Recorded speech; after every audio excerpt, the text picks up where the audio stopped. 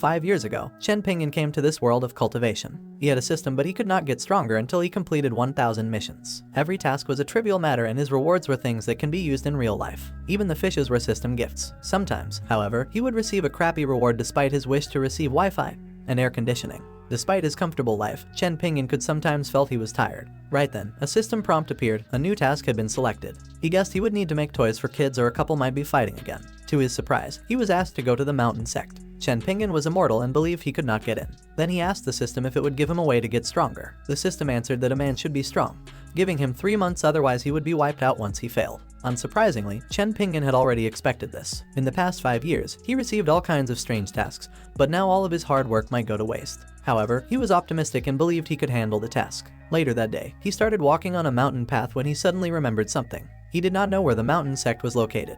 The system told him to be self-reliant, to which he retorted he did not count on it at all. To his frustration, he was lost and could not find any clues since an immortal sect was usually hidden in the mountains. In the end, he decided to sit tight and wait for something to fall from the sky. It was then that a girl fell out of nowhere while screaming for her life. The sound brought Chen Pingyan's attention and made him look to his side. Since his weight bore fruit, he proceeded to catch the falling girl. Looking at the smoke rising from the ground, he asked for an apology for failing to catch her. After the clouds of dust settled down, he saw the girl lying on the ground unconscious, and he wondered why a beautiful girl, who he assumed to be a cultivator, would fall from the sky. After a while, the girl's face twitched. Soon, she woke up from her sleep, revealing her beautiful eyes. She immediately saw Chen Pingyan, who kept poking her with a stick. The girl immediately retreated a distance away with tears in her eyes, but Chen Pingyan claimed he did not do anything to her. It was then that the girl noticed something and her eyes widened in surprise. She suddenly fell to her knees while she called Chen Pingyan Sr. and begged for help, which made him confused. Soon, another group of men appeared behind him. He fell into a panic and realized the girl was being chased. Seeing there were so many men around, Chen Pingyan whispered to the girl to run away. However, the girl kept on kneeling, calling for him with a pitiful expression. Chen Pingyan knew her request was useless and he could not beat so many immortal cultivators since he was only immortal. At that moment, the group of men fell to their knees without hesitation. They asked for apologies for disturbing him. Confused, he asked them if it was for immortal cultivators liking to kneel. Back at his home, the chickens were wondering when would Chen Pingyan return from his trip. The chicken was embarrassed since it was a phoenix. It thought it was unlucky for not being brought by its master. The carp also complained that as a dragon, it still had to nest in the pit. They also thought about the kitchen knife, who kept on shouting every day because of hunger and thirst, wanting to kill people all day. The chicken assured everyone that if the master did not want it to cut people, the kitchen knife would not dare. The scene changed, and the woman who fell from the sky a while ago was now staring at Chen Pingyan with awe, as she believed she was not mistaken and he was not an ordinary person. On the other hand, the group of men remained trembling on their knees. Chen Pingyan's pressure was so strong they could not get close to him, and it was unexpected that the girl, Mirongzu, would meet such an existence. The men were terrified as one look at them made their souls feel they would be annihilated. All of them sensed the same. Chen Pingyan was a monster. Seeing their horrified faces, he was confused and stammered with his words. However, it was enough to drive the man to madness, and immediately pleaded to leave. Right then, Chen Pingyan realized they were good people. He put on a good face and asked the men to go away. As if their lives were pardoned, the group of men with tears in their eyes dashed away with gratitude. After settling the matter, the girl immediately pounced at him for a hug, thanking him for saving her life, to which he clarified he did not do anything and he was only a mortal. The girl did not accept his words, since a mere mortal would not be able to scare off 4 Jindan stage experts with just his Dao rhyme, but the girl believed he had his reasons for saying so. She immediately agreed to his words and unconvincingly proclaimed him immortal. He cupped his fist at her and asked if she was Mirongzu, the holy maiden of the mountain sect. After she confirmed it was her, Chen Pingyan told her his plan to go to her sect and asked if they could go together. Mirongzu immediately pointed in a direction, excited to have the chance to experience the immortal's journey together with an extraordinary senior. While the girl excitedly thought of her future, Chen Pingyan smiled brightly upon thinking he had found a back door to the mountain sect and could experience a flight of immortal cultivators. Time passed by, and he turned impatient. He told the girl he was immortal and could only walk. He was silently expecting her to bring him to fly. Contrary to his anticipations, the girl proclaimed she would walk with him. Later, they reach a river where the girl started cultivating, leaving Chen Pingyan on the side with a bored expression. With constant rumbling, water began to gather and whirl all over her body. However, she failed to break through. The tamed whirlpool of water burst apart and turned chaotic. In the end, she was drenched, revealing the smooth skin under her clothes. On the side, Chen Pingyan was annoyed about not being able to fly. Hearing the girl's call for him, he immediately asked what was wrong. She walked over to him and said she had a favor to ask. Soon, she arrived before him. Seeing her appearance, he asked her if the problem she wanted help with got anything to do with water. The girl was amazed after his words, declaring she admired him for his wisdom. In his thoughts, however, she was making him unable to look at her due to her wet appearance. Appreciating the view, Chen Pingyan was mesmerized for a few moments. Noticing his dazed look, the girl called out softly. Blushing, he said it was nothing and averted his eyes. The girl, on the other hand, was amazed by his mysterious ways of knowing her situation. She called out to him again and walked closer. She slid into his embrace and begged him to help her since she could only rely on him for a breakthrough, to which he answered he could not involve in her private matters. He immediately gave her a cup of warm water and explained they would discuss what to do later. He expressed that immortal cultivators had many means to achieve a breakthrough, to which the girl answered she could not ask anyone for help. The girl accepted the cup and she was stunned when she took a sip from it. It was then she thought deeply of the meaning behind his words and concluded that instead of observing water and awaiting enlightenment, she must be with water to be enlightened. Soon enough, a feeling of goodness surged within her and she succeeded in breaking through. She immediately kneeled and thanked him for his advice, and in turn, she would never forget the great debt of kindness. With a helpless expression, Chen Pingyan could only scratch his head in confusion. Later, they reached the mountain sect. Upon arriving, he discovered Mirongzu was the sect master's daughter, which made him wonder no more why she could not even dry her clothes. He entered the back door and thought that even the handyman had to have qualifications to enter through the front door, which made him happy. Inside a room, Mirongzu told her father, Mirong Yunai, about her journey. He asked her why would such a mysterious man wanted to join the sect. On the side, King Xuan, an elder of the mountain sect, laughed and treated her words as a joke. Annoyance appeared on her face and declared she was not lying, and even she too was shocked to know his desire to join the sect. Leaning, he was outside waiting for their decisions. Her father told her to say no more since she must have been deceived by an unorthodox cultivator. He immediately stood from his seat and decided to deal with the liar. Seeing the irritated look on her father, she tried to convince him. Soon, her father stepped outside. His eyes flared up as he saw the man his daughter had brought. He remembered his daughter's words, then the man's whole body was emitting ki, to which she asked him if he could not see it. Looking at Chen Pingyan, Mirong Yunai's voice of disbelief sounded, proclaiming the man in front of him was not only emitting ki, and it was more like his body was nothing but pure ki. Seeing Mirong Yunai approach him with large strides, Chen Pingyan knew it was the sect master. With a courteous smile, he greeted Mirong Yunai. To his surprise, the sect master bowed deeply and proclaimed he had committed a sin deserving death for letting him wait outside. Believing he was only a mortal, Chen Pingyan fell into a panic after noticing the daughter and father pair was overly respecting him out of nowhere. When she saw his flustered face, Mirongzu whispered to her father and informed him that the senior was cultivating his mind as a mortal for restraint, and it would be better to agree with his words than to anger him. But after seeing his look, her father felt it was unacceptable to think of Chen Pingyan as a mortal. Eventually, Mirong Yunai introduced himself and confirmed Chen Pingyan was joining his sect. Chen Pingyan applied to be a handyman as long as they would allow him to stay in the sect. Mirong Yunai immediately denied Chen Pingyan's request, which the girl angrily contested. With a baffled expression, Chen Pingyan wondered why the girl was more anxious than him. Right then, a brilliant expression appeared on Mirong Yunai's face as he declared his choice of resigning from his position as the sect master, proclaiming Chen Pingyan as his replacement. His words stunned Chen Pingyan and made up his mind to brand Mirong Yunai as crazy. Hurriedly waving his hands, he declined the position bestowed to him. This time, a solemn look appeared on their faces, realizing the position of sect master was not good enough for the senior to accept. Mirong Yunai coughed and said he would not be polite. Chen Pingyan accepted readily and hoped he would not be kicked out, otherwise his mission would be ruined. However, his worries were unfounded after the sect master declared he would be the only sect ancestor of the mountain sect. To his frustration, Chen Pingyan could not help but scratch his face, realizing immortal cultivators were difficult to communicate with. Although he could not cultivate, he had heard about the hierarchy of a sect. He was just a mortal, and not only to be an ancestor, but he would not be even qualified to be a disciple. After thinking for a bit, he decided to persuade them. Right then, Mirong Yunai turned around and requested Chen Pingyan to proceed to the hall, declaring the matter is settled and the senior would now be the sect ancestor. Suddenly, Mirongzu grabbed her father's sleeve. She expressed that her uncle was in the hall and had the same attitude as him before, and it would be bad if he disrespected the senior. After hearing his daughter's words, he immediately dashed away, leaving Mirongzu to entertain the senior. Pointing at the sect master, he asked the girl if there was an internal emergency, to which she hesitantly affirmed. Later in the hall, King Xianjiang was staring at the treasure in his hand with an interested expression. Right then, seeing Mirong Yunai had returned, he immediately asked if the liar was sent away. Mirong Yunai hurriedly grabbed his shoulders and explained that the senior's strength was unpredictable, further asking him not to be disrespectful later as the senior was already the ancestor of the sect.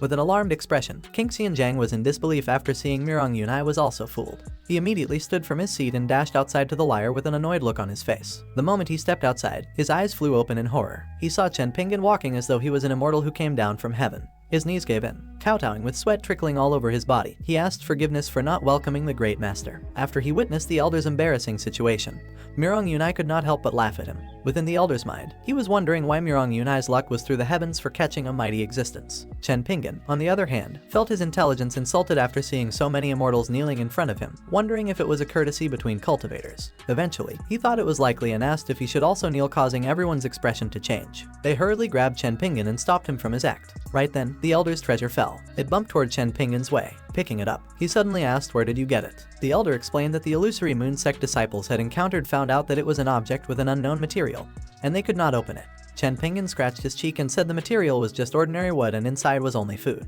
Hearing his words, everyone asked him if he could see what was inside. Chen Pingyan answered he did not have that skill and explained that he knew about it because he was the one who made the thing. Right then, he remembered the past when he was given a task to make toys for the children. He decided to find some wood and make some Lubin locks. Back to the present. Chen Pingyan explained that the mechanism was broken, which was the reason why no one can open it, so he could only open it in another way. After searching for a while, he brought out a terrifying knife which immediately spread a destructive aura around the room. Looking at the knife, everyone felt their lives flash before their eyes. Horrified looks were painted on their faces as they instinctively took a step back, realizing the knife held greater power than immortal weapons. At that moment, everyone finally realized Chen Pingyan was holding a legendary artifact. As the knife hit the wooded treasure, everyone felt the world rumble as though everything was on the brink of collapse. The elder was so shocked at the sight, he felt the laws of the world had collided. Soon, the wooden treasure was opened, revealing the mystery inside. Chen Pingyan turned his head and with confusion, he asked why everyone was hiding far away. They did not answer his question and wondered what was the thing inside, to which he explained that it was a candy and he made it as a reward for the children after they opened their toys. As she brought the candy near her nose, Mirongzu discovered a strong spiritual power. Full of curiosity, she immediately swallowed the candy. Right then, a surge of energy flooded her body and she advanced from the first level of pill formation directly to the 10th level. She hurriedly took his hand and thanked him for her helping to save her life and for guiding and giving her a chance to break through. With a hint of shyness on her face, she asked him if she could repay him with her body. Smoke burst out from his nose and his face turned red.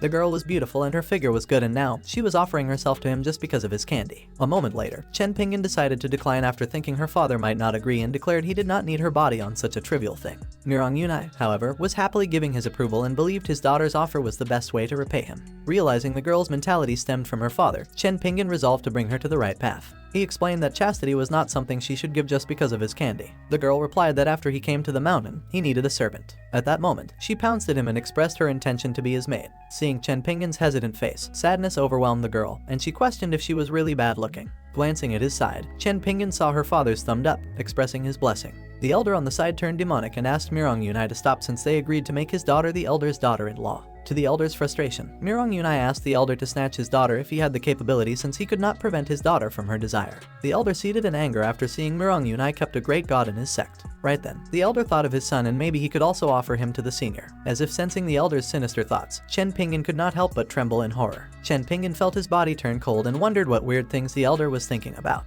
After hugging each other for a while, he asked the girl to let go of him. Contrary to his request, the girl tightened her hug and declared she would never let him go. Looking at the system display, Chen Pingyan could only sigh after discovering there was no normal person in the sect the system threw at him. Fortunately, his task to join the mountain sect had been completed. Chen Pingyan then discussed his job and found out he was only needed once the sect made some important decisions or encounter unsolvable difficulties. In the end, Chen Pingyan directly asked if they could fly him back home. Later, they brought Chen Pingyan back to his home with a teleportation formation. However, seeing his depressed expression, Mirong Yunai was shocked. Although they traveled so fast, in the senior's eyes, it was as slow as turtle speed. Unknown to them, Chen Pingyan was complaining inside how the speed was too fast and he did not feel that he had flown. Walking inside, he asked everyone to come and have tea before they leave. Sighing in relief, Mirong Yunai asked if he could arrange a better place, to which Chen Pingyan politely declined since he could not leave his fish and chickens. Right then, the surrounding aura intensified. The chicken revealed a glimpse of its might. Everyone's eyes widened as they felt their bodies freeze in terror. Noticing their unsightly expressions, Chen Pingyan asked if something was wrong. While wiping away their cold sweat, they answered Chen Pingyan they were alright and only felt out of breath for a moment. Realizing it was a bunch of weak humans, the chicken turned its head away in boredom. Chen Pingyan hurriedly proceeded to prepare tea and asked everyone to tour his courtyard while they wait. Everyone pleaded for Chen Pingyan not to go, but their cries were all for naught. Horrified looks appeared on their faces as they realized it was all over. They had never experienced what they had witnessed today. A peach tree that was surrounded by qi. A fish pond surrounded by qi. Chickens surrounded by qi. Even the broom rhymes with qi. It was a whole courtyard overflowing with qi. Looking around, Mirongzu was terrified and her father believed the senior was testing them, so they needed to hold on. At this moment, with all the terrifying treasures around, everyone was at the end of their ropes. A second later, an expression of pain appeared on Mirongzu's face. She felt her chest tighten and called for her father with great difficulty. Right then, Chen Pingyan's light cough was heard. In an instant, the terrifying entities in the courtyard broke into cold sweats. The pressure they emitted vanished without a trace and everyone immediately felt relieved. Mirong Yunai suggested they should check the ancestor even though he volunteered to prepare their tea. Everyone agreed to him and proceeded to walk inside. After he opened the door, he saw Chen Pingyan, who was choked by the tea, and called out for him. Chen Pingyan told them to sit down since the tea had just been brewed. Turning around, he saw everyone's pale expressions as sweat trickled down their faces. He wondered if they had done some exercise in his yard. He thought about it and concluded they would not be so tired since his yard was small. Looking at the girl's tired appearance, Chen Pingyan assumed she was the culprit. With a slight blush on his face, he dismissed his thoughts and poured everyone's cup of tea. The energy fluctuating around the tea gleamed with heavenly radiance, capturing everyone's mind. They assumed the tea was some kind of elixir and its might should be comparable to the ancestors' kitchen knife. As he brought the tea and took a whiff of its aroma, he was instantly invigorated. Everyone's spirit was lifted. The spiritual root determines the speed and purity of spiritual energy absorption. Without hesitation, Mirongzu drank her tea. Seeing various expressions on their faces, Chen Pingyan wondered if something was wrong with his tea's taste. The next second, no one waited no more and drank their tea as though they had been dehydrated for many years. Soon, everyone asked for a refill. After they heard their ancestors saying there was not enough, everyone felt their hearts ache and cried in despair. Chen Pingyan scratched his head and reasoned he had drunk all the water and now there was nothing left. The elder suddenly smiled and reached for his storage ring. The next moment, the elder raised his hand, proclaiming the water had arrived. Anger appeared on Chen Pingyan's face and sent everyone out. Outside, he waved them away and said drinking too much would be bad for their health. After they bowed and thanked him for his teaching, Chen Pingyan looked at their departing backs and wondered what he had taught them. Now that they were out of his sight, he sighed and decided to go shopping in the town for some food to eat. In another place, the sun blazed with scorching heat. An old man glanced at the sky and noticed a sign of epiphany. He was the former ancestor of the mountain sect, and at this moment, he decided to watch the sun for a chance to break through the bottleneck. Right now, he could not make any mistakes. Soon, the sun was moments until its apex. The old man cleared his thought and focused his mind. Right then, his chance had come and he was almost there. At that moment, however, a loud voice called out, resulting in him vomiting a mouthful of blood. The old man's aura surged chaotically as he heard the man who arrived proclaim he brought some great news. The man was Mirong Yunai, and after noticing something amiss, he carefully asked the old man why he was upset. In an instant, the old man unsheathed his blade. With anger bursting uncontrollably in his heart, a golden silhouette of a roaring lion materializes on his back as he charged forward, proclaiming he had bad news for Mirong Yunai. Mirong Yunai was beaten by his father and his screams could be heard from miles away. Jiang Qingxian and Mirongzu were awkwardly watching from the side, thinking the old man was happy to see his son. Soon, the beating stopped. Mirong Yunai told his father that the senior could help him break through.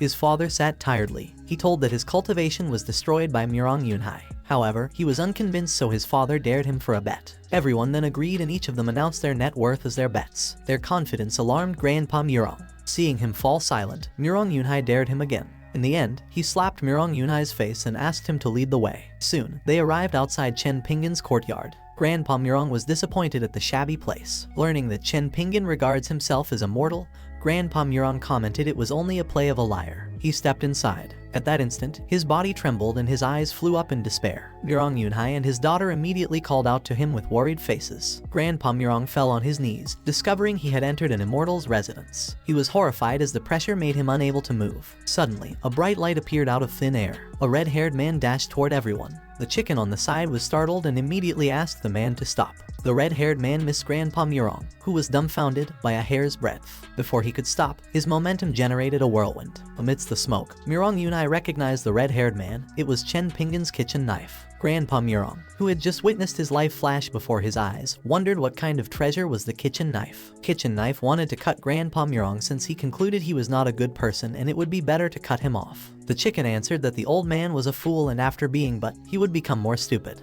When the kitchen knife lets Grandpa Mirong go, he was shocked after seeing something beyond an immortal weapon and the chicken, which is supposed to be the king of beasts, the phoenix. Soon the kitchen knife closed his eyes. He turned into a wisp of light, and he warned Grandpa Mirong to behave or he would be killed. Before Grandpa Mirong could reply, the kitchen knife went back inside.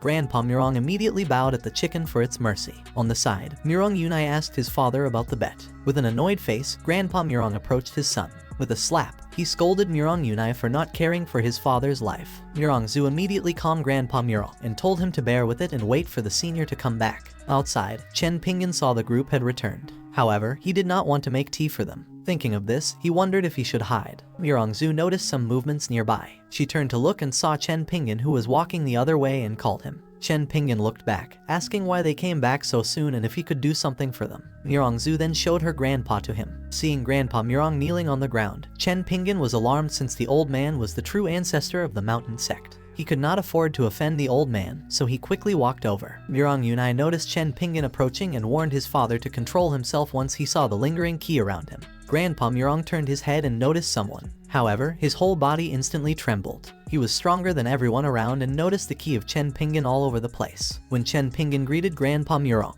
the old man kowtowed at the same time. It was another mess. Chen Pingyan immediately helped the old man stand. Despite the pressure, Grandpa Mirong now understood that Chen Pingyan wanted to cultivate himself as immortal. After settling the old man down, he invited them inside. Everyone was excited to drink another cup of tea. It was then Chen Pingyan showed them a basket of vegetables. He would make a meal this time. Mirongzu was instantly delighted. At the dining table, everyone had a pouty face. Embarrassed, Grandpa Mirong told them he will pay them once they went back. Mirong Yunai replied he did not care about the spirit stones. Suddenly, Grandpa Mirong felt tremendous suppression, and his head was forcefully smacked down against the table. He realized he had touched a pitcher which was a treasure. After carefully looking around, he discovered that the table was filled with treasures. Mirong Yunai immediately laughed, making the old man erupt in anger. And in the end, he was helpless. This time, Chen Pingyan sneezed, and the meal was almost finished cooking. Nonetheless, he was choking because of the pepper. Outside, Mirongzu immediately smelled the aroma. Jiang Qingxian then felt an incredible power bursting within him, and the next second, he had broken through. Everyone was in disbelief. They greedily smelled the aroma and found it filled with aura. Soon, the meal was served. Everyone was immediately mesmerized. Chen Pingyan hoped they would be polite, but right now, he had a bad feeling. Fortunately, he cooked a lot of rice. He went to get the rice with a happy smile, but when he came back, he was immediately petrified. Everyone's mouth was filled to the brim, and after seeing him, they instantly requested another bowl. Their words had now pissed him off. He was confused and shocked. The girl did not even pay attention to her image, and soon, all the dishes were swept clean. The rice was also devoured. Everyone's stomach was now filled to the brim. He was thoroughly petrified as he looked at the plates which were licked clean. Everyone also had a breakthrough in their respective cultivation. Grandpa Mirong could not help but be emotional. He immediately kowtowed to express his gratitude. But Chen Pingyan was confused, and told Grandpa Mirong that what he had done was not worth gratitude. The old man was immediately excited and asked to eat his food again. Now, he was totally annoyed, so he directly threw them outside. Mirong Yunai told his father not to say such a shameless thing. As a result, the old man sent him a slap. He was only excited and accidentally said such words, and he was assured that the senior would not be angry. Unknown to them, Chen Pingyan was tremendously angry for their shamelessness. He did not even take a single bite of rice. In the forest, the old man then walked away and told everyone to cultivate. Everyone behind immediately laughed. He was further embarrassed. Fortunately, his granddaughter agreed with him, although within his mind, he knew how good it was to only eat and become stronger. The old man instructed to tell the sect members about the new ancestor. Right then, Jiang Qingxian received an emergency message telling him not to return to the sect. It was his father's voice. Grandpa Mirong thought it was the 1,000 words of secret voice. Jiang Qingxian affirmed and said it was the most urgent contact method of his sect. In the illusionary moon sect, thunder rumbled and lightning flashed in the sky. A man wanted to bury the old man in front of him with his sect for destroying his legs. Jiang Shaifeng, now on his knees, reasons he only punished the man for annihilating a whole village and did not kill him directly. The man questions if he was not afraid to die. Jiang Shaifeng answers there was no harm in death. He was glad since his son, who was not present today, would avenge him.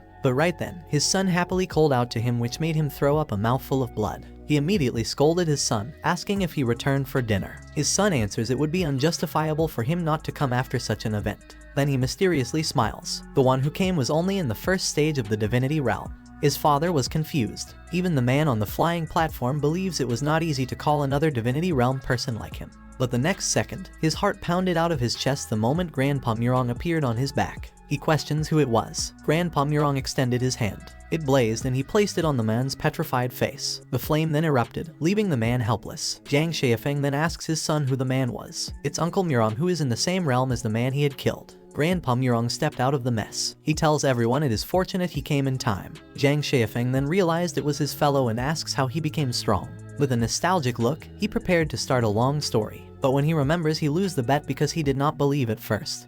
He is embarrassed. He could only tell directly about an immortal living within his sect's jurisdiction. And after eating the immortal meal, he achieved a breakthrough. Jiang Shaifeng wanted to see the senior. Grandpa Mirong asks why his friend did not suspect. He then answers that his son's power had increased despite being trash, and with their years of friendship, he would believe his words. Grandpa Mirong tells him that he just left the senior's house and it would not be very good to bother him. Jiang Shaifeng reveals a face full of doubt. He asks if he was being lied to, but they suddenly felt a sudden change. The spiritual pressure startled everyone. Grandpa Mirong realized it was coming from the senior's place. He was excited to have another dinner and grabbed his friend to go. They immediately disappeared on the spot. Left alone, Jiang Qingxian could only wish to be taken. In Chen Pingyan's yard, the chicken detected some trouble. It then heard the sounds of the old men whispering to each other. Jiang Shaifeng asks why he always talked about the dinner in the senior's house. He then looked at the sky. It was a huge hole called Kaiquake, and a secret cave might appear. It would produce a secret realm and raise the entire town to the ground. He wonders if the senior did it. Grandpa Murong denies it since the senior cultivates as immortal. He then turns around to leave, deciding to save as many people as possible. Right then, a rumble sounded on the pond within Chen Pinggan's courtyard. The old men immediately looked back. This time, a dragon's head emerged from the pond. The next second, it flew outside, charging toward the black hole in the sky. The dragon coiled in but the black hole.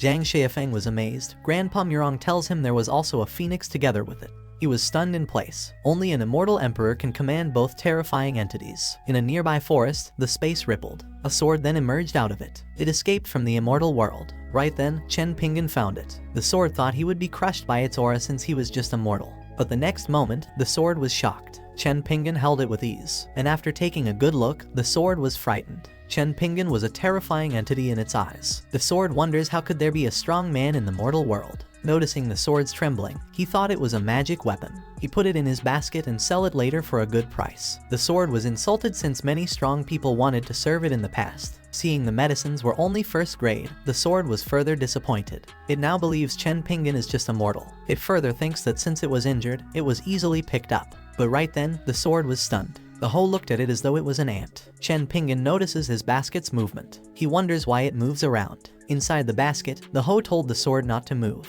The sword immediately followed the command, addressing the Ho as the big boss. It then realized that the Ho was an artifact. Chen Pinggan glances at the sky and also notices the black hole. Nearby, the old men and other cultivators approached the black hole while riding on their flying swords. Right then, the black hole buzzed. Grandpa Murong immediately stopped everyone. The next second, the hole widened, and a pillar of light beamed toward the ground. Chen Pinggan saw this scene, and wonders if it was the so-called secret realm. A new task appeared. He hoped it would not ask him to solve the situation. Contrary to his expectation, it was only a lottery reminder. He was relieved. Knowing it was not related to the beam of light, he decided to draw. The button lights up. A small portal materializes before him. After the extraction, a flute then appeared. He was happy to receive the item. Deciding to try it at home, he put the flute in his basket. The sword immediately noticed the flute. It was another artifact. It could only pray that everything was an illusion. In Chen Pinggan's home, his things were in a corner. The sword was now petrified. The whole hose was full of artifacts. The peach tree was greater than the ones the immortal emperor owns. Goldfish in the pond was stronger than his dragon.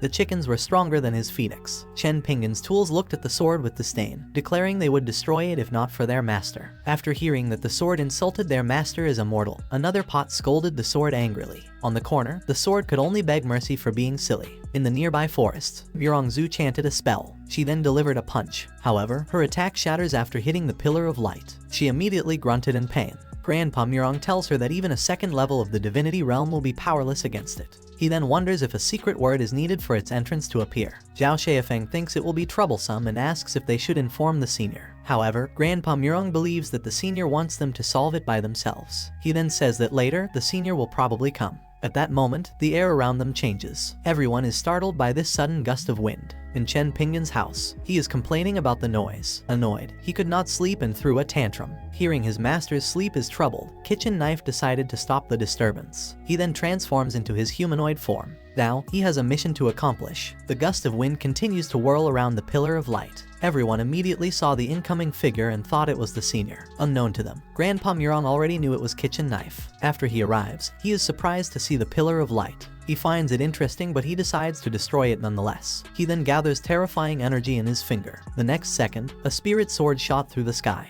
The crimson beam slashed at the pillar of light. After this, he discovers the pillar of light was trash. It easily cracked and fissures spread. Everyone hurriedly shields themselves from the shockwave. A terrifying force blasted the ground open. On the crater, a ball of light is seen amidst the smoke. Inside the ball of light, someone was held by chains. Suddenly, all her chains start to break. After a moment, she opens her eyes. Once she sat upright, she immediately smiled. Outside, Kitchen Knife immediately notices something unusual. While everyone is excited to check out what is inside, Zhao Xiafeng discovers a frightening aura, and soon everyone felt a devil's arrival. A delicate hand emerges from the ball of light. This scene immediately surprises Kitchen Knife. Eventually, she came out. She has arrived in the Tianyuan realm. Grandpa Murong was shocked after seeing the immortal girl. The next moment, however, he becomes excited after seeing another immortal. This time, Murong Zhu grabs her grandfather's sleeve. After asking what to do, Grandpa Murong tells her that only the Kitchen Knife is their hope. He says hello to the little girl. He slowly approached her and asked about her identity. She is immediately angered after being called out. She jumped into the air, and she charged toward him with the intent to kill. He immediately chanted a spell and cast it at her fist. Her attack stops midway and a hate-filled expression appears on her face. While smiling, he tells her that her cultivation is rubbish. Everyone is stunned by this sudden statement. He decided to probe her memories. The light flashed before her eyes. Her past was then revealed. She was facing a cruel man when she was a child. The palm strike hit her and she heavily fell. Kitchen knife showed a hint of pity in his eyes. Right now, the girl has lost consciousness. He instructed everyone to keep everything a secret, and if something gets out, the consequences would be dreadful. Grandpa Murong immediately accepts the command. He believes that the girl would be thoroughly investigated. Looking at his granddaughter, he instructs to tell all disciples to keep the event secret.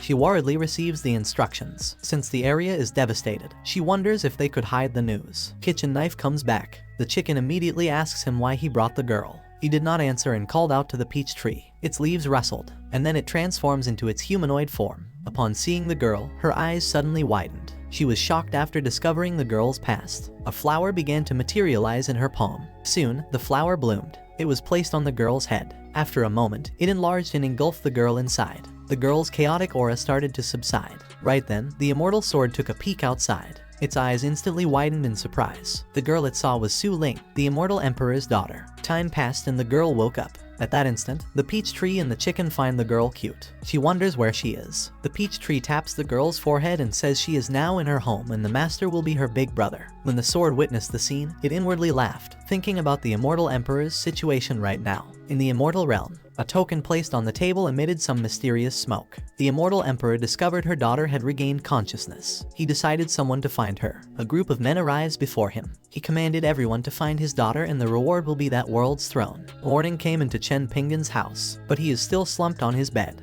It has been a while since he slept like a log. Right then, a small hand reaches for him, asking him to wake up. He opened his eyes and was surprised to be called brother. A cute girl appeared before him, telling him the sun was at its peak. He scrambled backward and asked the little girl's name and why she was in his room. The little girl introduced herself as Su Ling and her home was here. He thought the girl meant her home was his small town's location and he finds it impossible since he had not seen the cute girl in the past. He then taps her head and tells her he would take her to find her parents. As they are going out, he reminds her to follow him and not get lost. She approaches him and holds his hand, asking if he's alright. He is fine with it and he brings her to town, asking her to show him the direction of her house. An hour later, he is dumbfounded. They arrive at his house again. He immediately asks her if she remembered her parents' appearance, but she answers negatively and was about to talk about the peach tree. On the side, the peach tree immediately breaks into a cold sweat and hurriedly throws a stone. It hit the little girl in the head, making her cry in pain. He was alarmed and asks her if she was okay. He immediately thought she hurt her head in the past and caused confusion in her memory. The little girl pouted and sadly asks him if he did not want her anymore. He hurriedly pats her head, denying her words, and decides to take care of her until her parents come. Right then, a voice was heard outside, asking if he is home. After opening the gate, Grandpa Murong introduced Zhao Xiafeng, who wanted to meet the senior. Zhao Xiafeng cups his fists and greets Chen Pingin, thanking him for his grace. He now verified the truth of how powerful the senior is. Chen Pingin scratches his face, wondering what is the meaning of the old man's words who he did not meet before. He thought that another person had come to his place. Su Ling breaks his thought and asks him who they were. Grandpa Murong is surprised and asks who is the little girl. He happily introduces her as his sister and an ordinary person like him. After his urging, the little girl then greets everyone. The old men were stunned after seeing another powerful person. Seeing the girl's aura, they could not believe she was just an ordinary person. She looks a lot younger than Murong-su, who is the youngest genius in town. The old men believe the girl is another immortal cultivator. However, Grandpa Murong thinks it is normal since they are siblings, and he could only imagine how powerful their parents are. Chen Pingin then invites the old men to eat and says it is fortunate since it is only the two of them so the food will be enough. Jia Xiafeng politely declines, claiming it will be shameless to eat at the senior's house. But Grandpa Murong was quick to respond and agreed to Chen Pingin's invitation, covering his friend's mouth. Afterward, they entered the courtyard, and Su Ling immediately offered to cook for them. At the dinner table, Chen Pingin is surprised to know that the little girl knows how to cook and wonders how will it taste. He then reminds Grandpa Murong that there is a child and he should be mindful of how he eats. Grandpa Murong is stunned, and as Zhang Xiafeng teases him, he retorts at his friend, telling him to control himself later if he has the ability. Right then, the aroma pervaded the air, and Su Ling came out with the meal she cooked. After opening the pot, a brilliant light shone from within. Zhang Xiafeng immediately wonders if it is the legendary heavenly treasure. Later, both old men slump on their seats with their bellies bulging. The two devils finished another sack of his rice. Although he is unwilling to admit it, the girl's cooking skills are much better than his, so he asks her where did she learn to cook. She answers that she did not know but finds herself able to cook a lot of dishes. Hearing this, Chen Pingyan is happy after thinking he did not need to cook again. The plate is even crying in joy after tasting a real meal. On the side, the kitchen knife could only complain about the noise. In the dining hall, Zhang Xiafeng finally breaks through and reaches the first stage of divinity. Grandpa Murong is not only comfortable with the meal's good taste but it also solidified his cultivation. His tears trickled down his face as he remembered her granddaughter and thought she is so inferior to Su Ling, making him extremely envious. He grabs Chen Pingyan and demanded an exchange, making another mess. In another place, Murong Zhu suddenly sneezes. She wonders who is scolding her and thought of her father and grandfather who are gone when an important matter has cropped up. She then looks at the sky. The huge floating ship has arrived. After landing on the ground, the Imperial Princess Luo Lanking came down and greets Murong Zhu. She greets back and compliments Luo Lanking, saying she is getting more and more beautiful. Luo Lanking then approaches closer, looks at the massive breasts, and points out that Murong Zhu is getting bigger and bigger, making her blush. Right then, another man comes down. He is Luo Xiaoji. Annoyance appeared on Murong Zhu's face and asks the man why he came and immediately warns the princess to stay away from him. Luo Xiaoji quickly defends himself, saying he is a good man, and then whispers to Murong Zhu that he would bully her again if she acts tough. Murong Zhu pouts and retorts that she could beat him now and dares him to bully her again if he has the ability. Thereafter, she released a glimpse of her aura, making Luo Xiaoji jump back in surprise. He falls down on the ground and stammers, asking her why she is so strong now. With a smug look on her face, she insults him for being weak against her despite being one of the top 3 geniuses in the kingdom. Right then, the princess grabs Murong Zhu's hands and asks her if the matter of her getting stronger is related to the spirit sword, which made Murong Zhu confused. Luo Lanking then reveals she came searching for it. She explains that a while ago, she came to an auction with her father and that night, they admired a mountain from the top of her attic. It is said that the mountain is a local attraction with countless natural treasures and resources and is also the basis for the development of the city. However, a spirit sword suddenly passed across the mountain. Luo Lanking is dumbfounded and guesses the sword is deployed by a high-level cultivator when practicing martial arts. It cut off countless peaks but its power remained unchanged. She adds that not only she but many strong cultivators have arrived in order to search for the spirit sword. Murong Zhu awkwardly reveals that it was not a spirit sword but sword intent sent by the spirit sword. Her words immediately made Luo Lanking's eyes sparkle. Murong Zhu then looks at Luo Xiaoji and hummed with annoyance. She grasps Luo Lanking away to talk, leaving the man begging to come with them. And as they flew away, Luo Xiaoji could only call for them with immense sadness. While flying, Murong Zhu tells the story about what had happened and completely forgot to keep the event secret. Luo Lanking is in disbelief after hearing the news. After the princess asks if she is lying, Murong Zhu denies it and decides to take the princess to meet the senior. Right now, Chen Pingyan sits in his courtyard with a flute in hand and wonders if he still remembers the tune since it has been a long time since he played it. Suddenly, Murong Zhu's head peeks at the gate and asks for permission to come in. He agrees and asks her the reason for coming. Murong Zhu called Luo Lanking, but right now she is completely scared. She senses the powerful eyes watching her and feels her whole being has been seen through. Murong Zhu pats her shoulder to comfort her, assuring her that they are invited so they would not be harmed. She then pushed Luo Lanking forward and introduces her to him. Luo Lanking reveals a bashful look and stammers. She greets him and thought Chen Pingyan really has a high cultivation level. She expects him to be a gray-haired old man and never thought he would be so young and handsome. Chen Pingyan asked the girl to relax and she did not need to be polite to him. He thought that although he is being called senior, he really did not have the slightest strength. Behind the peach tree, Su Ling's head pokes out, asking who the visitors are. Seeing the little girl, Murong Zhu immediately asks who she is, so he introduced Su Ling as his sister. The little girl greets the older sisters with a cute look on her face. Both of them are shocked at how strong his little sister is, but at the same time, they find her cute so they immediately hug her together. On the side, he coughs awkwardly, thinking it is not good to look at them despite it being a nice view. So he decides to continue his focus on his flute. And after a moment, he played the flute, and mesmerizing melodies spread in the courtyard. And it immediately caught Murong Zhu's attention. She felt the melodies in her hands. Luo Lanking realized that the melodies produce peak premonitions. The immortal sword heard this tune and is immediately startled. After listening for a while, its injury is almost healed. It did not expect Chen Pingyan to also know premonitions and thought the artifacts are all there for his tunes. It believes that as long as it stays, it would become a divine artifact, so it decides not to leave and become the strongest artifact. The broom is enraged by the sword's mutterings and scolded it to shut up and stand aside. The sword could only quiver in terror, obeying Big Brother's command. Su Ling cheerfully claps and compliments Chen Pingyan, making him happy. Luo Lanking feels her strength and discovers she advances by so much with just a song. Murong Zhu also got stronger and learns she did not understand yet how powerful the senior is. The girls sincerely bowed at him for his grace, but their gesture puzzles him, because he did not remember giving them any food. Right then, a hint of bashfulness appeared on Luo Lanking's face. She says she could not repay for the great kindness, but she stammered on her words. He expects what she would say and waves his hand, telling her he has no need for her body. Eventually, Luo Lanking could only walk away in depression. She scolded herself for thinking an immortal would want a lowly mortal like her. Right now, Chen Pingyan is carefully analyzing the situation.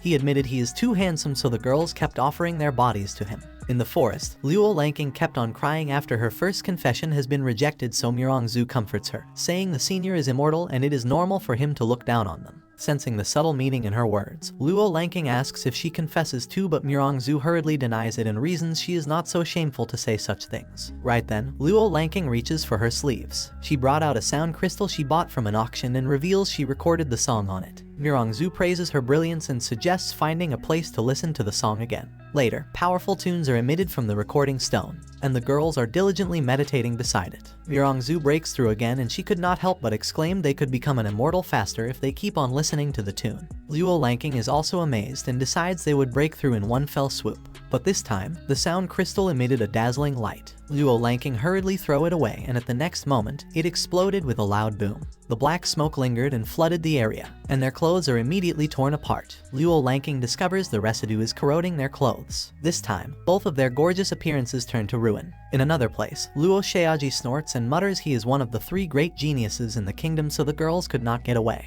He opens his hand and the princess's location is revealed. After staring for a while, he wonders why the girls are staying in the same area for a long time. Suddenly, he was shocked because their location and his tracking technique disappeared. Right then, the girls in tattered clothes sneakily ran behind him. Murongzu steps on a tree branch and it snaps. Luo Sheaji hears the sound, and as he turned around, he immediately noticed both of them. With a surprised expression, he asks them when did they arrive. Murongzu quickly points at him, demanding he turns around as she threatened to kill him. His face reddened and then noticed both of the girls' strengths has improved a lot. As they climb the stairs in a panic, Luo Sheaji believes their strength increased in the place they stayed for a long time, so he resolves to go there and see for himself. Later, he arrives outside Chen Pingyan's courtyard. Stepping inside, he mutters the place is not a big deal. But right then, the entities in the courtyard gleamed with powerful radiance. The surge of energy pounced at him and Luo Sheaji immediately defended himself. However, he was quickly brought to his knees. He wonders what monsters would be so powerful that their aura could make him feel like he is being buried alive. But after a moment, he licked his lips, thinking it feels so good. Seeing the excited face, the chicken was instantly dumbfounded.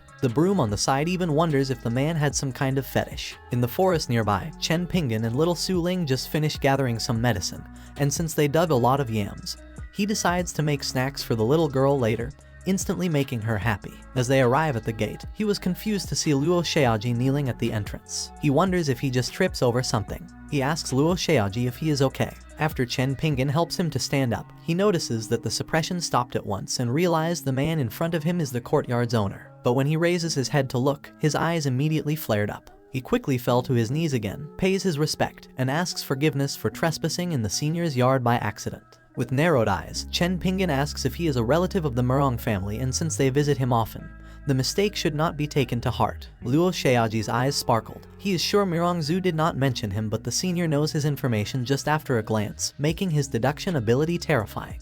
This time, Chen Pingyan wonders if a kidney deficiency is a family inherited disease, since everyone in the Murong family who came to his courtyard sweat a lot. Su Ling then appears on the side and tells Chen Pingyan she would go in first. Seeing the little girl, Luo Sheaji is horrified once more. Walking away, the girl hummed in disdain at Luo Sheaji. He is instantly terrified and greets the little girl as his senior, prompting Chen Pingyan to get irritated. He grabs Luo Sheaji's hand. After helping him to his feet, he tells Luo Sheaji not to overwork since his body is weak, and he should also maintain a balance between cultivation and rest. Observing he is unstable, Chen Pingyan further suggests not to kneel for too long, saying there is not always a golden coin under a man's feet. Luo Sheaji cups his fist and thought of Chen Pingyan's words, and believes it is the senior giving some advice and clues to his problem. Although he is one of the 3 geniuses of the royal city, and his strength is similar to the other 2, he always has been suppressed by them. The most important difference is he did not have a martial art to support his body, and thinking about it, he discovers the senior is guiding him.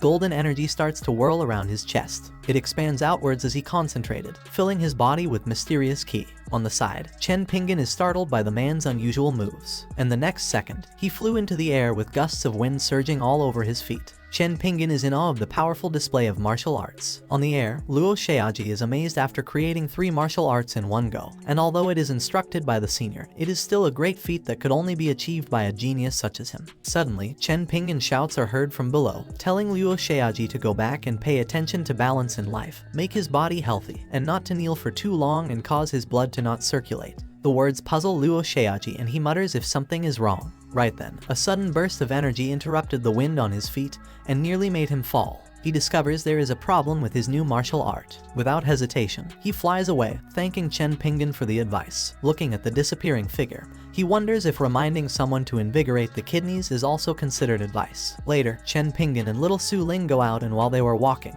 he asks what she would like to eat. The girl happily answers watermelon, which leaves him in confusion since she is asking for it again. Suddenly, he hears a couple of cultivators talking about a girl's location. After being asked if the girl is near, the other cultivator also answers it is true, and many others have come to the place to investigate. Seeing this scene, he is baffled why many cultivators have appeared. In the courtyard, the peach tree blames the kitchen knife for his actions, which caused the cultivators to appear all over the place. The chicken also adds that if the people explore their place, their master's peace would be destroyed. Seeing kitchen knife remains silent, the fish points the blame again, asking the kitchen knife to solve the problem. In annoyance, kitchen knife could only condemn the immortal emperor for being rubbish, the trashiest immortal emperor he has ever seen.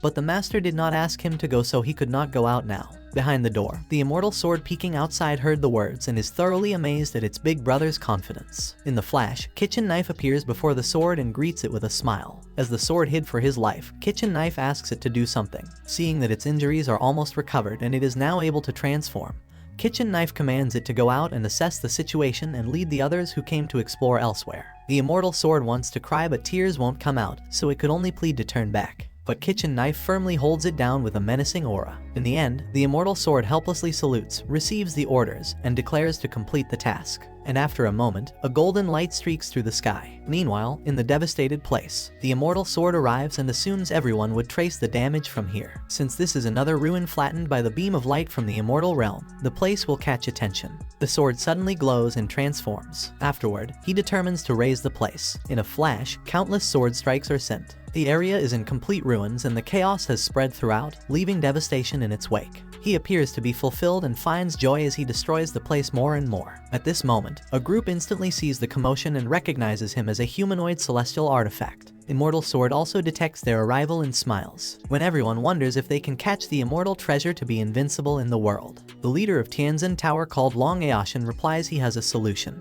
He shows the treasure, Sleepy Immortal Formation, and together they can activate it and trap the immortal treasure. Everyone immediately agrees to cooperate, and whoever the immortal treasure chooses as its master depends on their respective chances. At the same time, Immortal Sword appears to be interested in their plan. Long Aoshin gestures a hand seal and a magic circle appears. Consequently, a vast magic circle appears on the ground beneath Immortal Sword. It has been a long time since he sees such a formation and is looking forward to it. 2 hours later, he grows bored. One of the old men falls to his knees as he can't hold on anymore. Another's ki is also exhausted and he is on the brink of collapse, but they persevere until the end. They raise their hands together and channel their last bit of ki. On the other hand, Immortal Sword feels annoyed watching them struggle with insufficient ki and rubbish cultivation bases. He could not help but ask them if he should let himself be trapped. It is worthy of being an immortal treasure, so Long Aoshin clenches his teeth as his ki is about to be drained. Fortunately, the immortal treasure did not leave, and as long as his formation is working, he will have the best chance to be recognized as its master. Right then, the formation is finally done.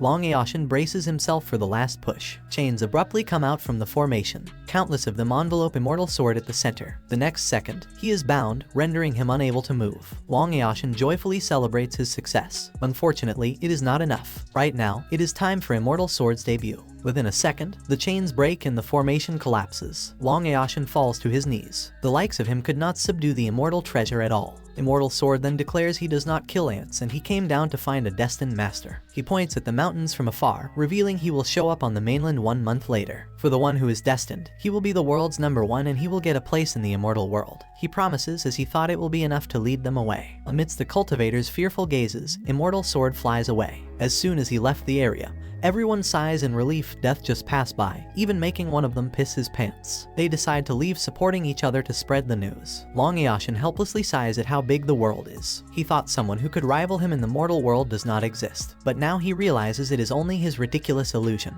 When he remembers his hometown is near, he decides to visit it since 100 years have already passed. Meanwhile, Chen Pingin's door slowly opens. Immortal Sword then peeks inside and called Big Brother, reporting the matter has been settled and the mortal cultivators will never come again. Kitchen Knife voices his praise and warns him to morph into an ordinary weapon, otherwise he will be obliterated once seen by the master. Immortal Sword feels horrified as he asks if he would be killed once he is seen using immortal power. Right then, the door opens again, making the Immortal Sword jump in fright. He hurriedly turns into a sword and stations himself in the corner as Chen Pingin and Su Ling entered inside. Looking in the sword's direction, Chen Pingin feels strange and wonders where is the axe he bought last time. At the same time, Immortal Sword notices Chen Pingin's key has disappeared. He wonders if it is because of the cultivator's sudden influx, so he hid it. Right then, Chen Pingin glances at the sword. He picks it up and mutters he would try it today, which makes Immortal Sword confuse. Soon, however, he realizes he would be used for chopping down trees. Meanwhile, in a broken house, Long Aoshin has a sense of nostalgia. He did not expect his old house to be still there. Hundreds of years have passed and his parents have already passed away many years. Right now, he is also old. However, after his return, he can still recall the good old days. Suddenly, his cultivation increased and he discerns cultivating the heart is also important for breaking the bottleneck. He used to think that cultivating hard is the right way, but now he finds it wrong. After a moment, he walks away, saying he does not belong in the place anymore. He then pauses and softly bids his parents goodbye. At this moment, he is determined to fulfill his promise to them back then, to become the strongest on the continent. Later, Long Aoshin hears someone's soft grunts. Before his eyes, Chen Pingin chops a huge tree with a single slash. At the same time, Long Aoshin is shocked to see the immortal treasure. Chen Pingin, on the other hand, holds the immortal sword closer as he admires how it is so convenient to cut trees with it. Long Aoshin falls into a stupor after seeing a man chopping wood with an immortal weapon, and he could not help but wonder if he is hallucinating after being hit too hard a while ago. Similarly, the sword is in disbelief and his lifetime of wisdom in the immortal world becomes useless in an instant. He thinks it is fortunate that no one saw it, but before he could finish his wishful thought, he immediately sees someone's presence. His anger erupts as he sends a wisp of energy to attack Long Aoshin.